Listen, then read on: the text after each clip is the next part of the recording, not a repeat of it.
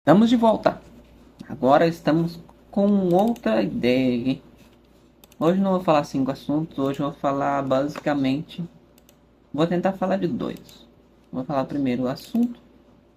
Vou ver se vai dar tempo de falar, né? Porque o negócio é comprido. O assunto da agora é a supercana do Eike Batista. Isso mesmo.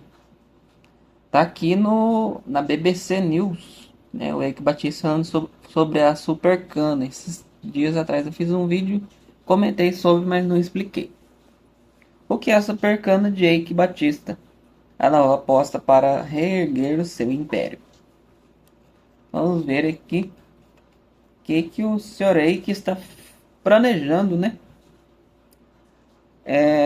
A supercana seria mais ou menos 5 metros e 10 de altura. Cana convencional são 2 metros de altura. Vamos à matéria. Os créditos vão para a BBC Brasil, matéria deles. Então vamos embora. Novo capítulo de uma história antiga. Muita gente da indústria canavieira olhou para o anúncio com ressalvas. Primeiro porque o setor passou anos investindo em pesquisas de variedades de cana-de-açúcar semelhante à do projeto que produzisse mais bagaço e acabou abandonando a maioria das iniciativas que muitas das vezes não se mostraram economicamente viáveis. Depois porque o próprio negócio, que hoje o foco do empresário também tem uma história que críticos veem como fracassada.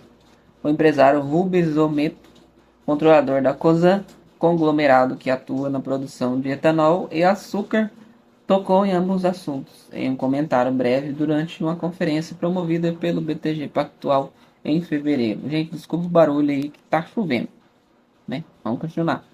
Falar do Wake é difícil acreditar.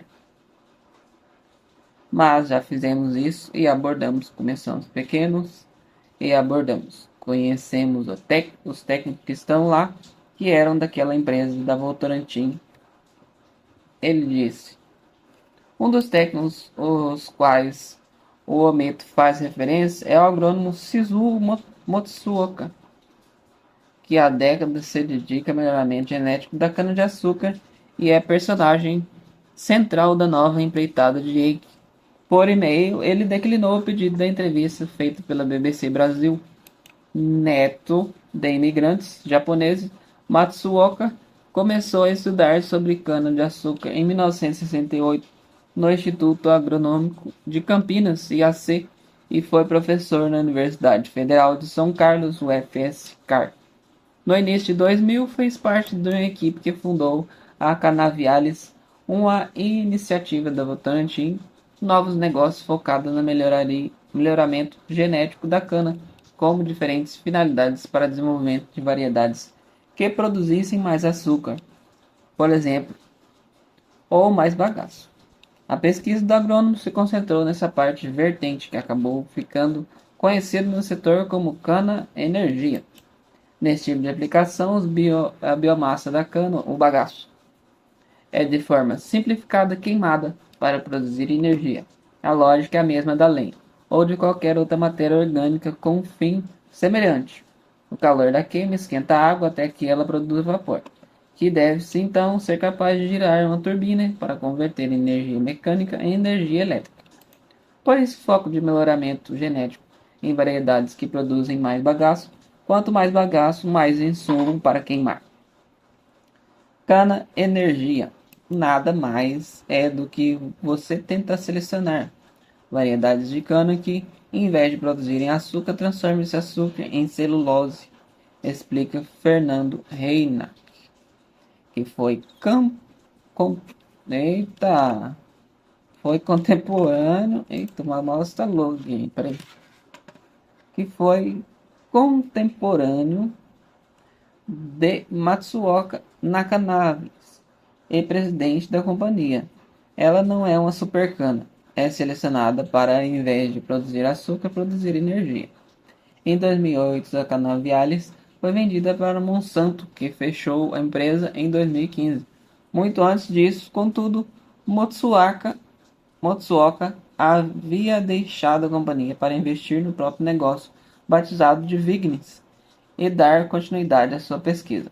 Em uma entrevista ao jornal Folha de São Paulo em 2014, ele disse que a decisão de sair se deu porque sabia que a ideia da cana, voltada para a produção de biomassa e energia, ia se perder na Canaviales, que teria eleito outras prioridades de pesquisa.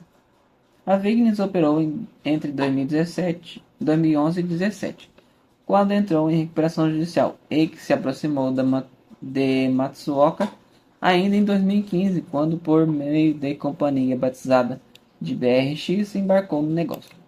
A visão do empresário, Na visão do empresário, a falência da Vignis foi, de certa forma, efeito colateral das dificuldades financeiras que o grupo Odebrecht, que era então um dos seus principais clientes, passou a enfrentar quando se viu no centro da Operação Lava Jato. Se a Odebrecht não tivesse quebrado lá atrás, a empresa Vignis já estaria voando há muito tempo.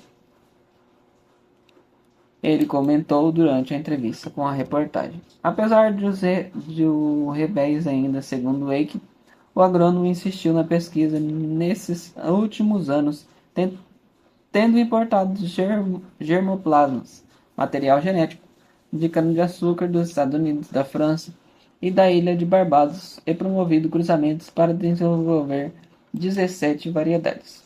Por isso que a gente chama esse é o maior programa de melhoramento genético convencional do mundo, diz Eike. O convencional se deve ao fato de que variedades são desenvolvidas a partir do cruzamento de plantas, ao contrário, por exemplo, da engenharia genética feita em laboratório que produz plantas geneticamente modificadas. As críticas. Eita, assunto comprido, hein? As críticas. Na última década, contudo, os projetos na área de cana de energia têm sido abandonados pelos principais centros de pesquisa do país. O Centro de Tecnologia Canavieira CTC, uma das referências globais no desenvolvimento de canas de açúcar, é um exemplo disso.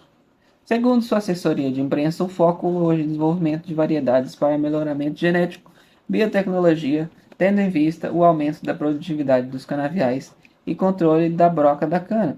O CTC não respondeu ao questionamento feito pela reportagem sobre a razão para a ausência de pesquisa especificamente na área de cana de energia. Em breve, a empresa brasileira de pesquisa agropecuária, Embrapa, por sua vez, também declinou o pedido da entrevista da BBC. Ponto pro Wake duas vezes, né? Por que eles não quiseram dar entrevista? Vamos ver, né? Então, cuidado também, que o Wake... Eita, zorra, pera aí. O Wake também é danadinho, hein? Deu ruim da outra vez lá. Hein? Tem que vigiar para não dar ruim agora.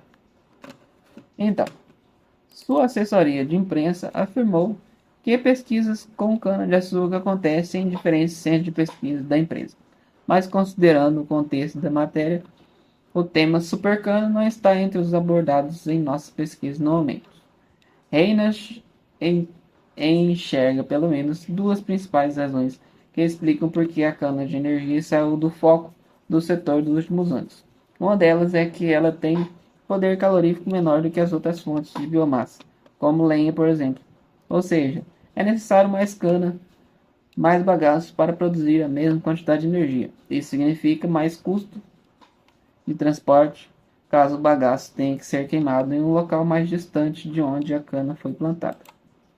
Quando você traz de longe, ele fica não tão competitivo, explica o pesquisador, que é membro da Academia Brasileira de Ciências. Eita!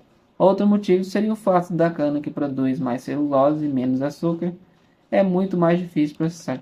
Ela fica tão dura que é quase impossível você colocar uma moeda para tentar tirar açúcar.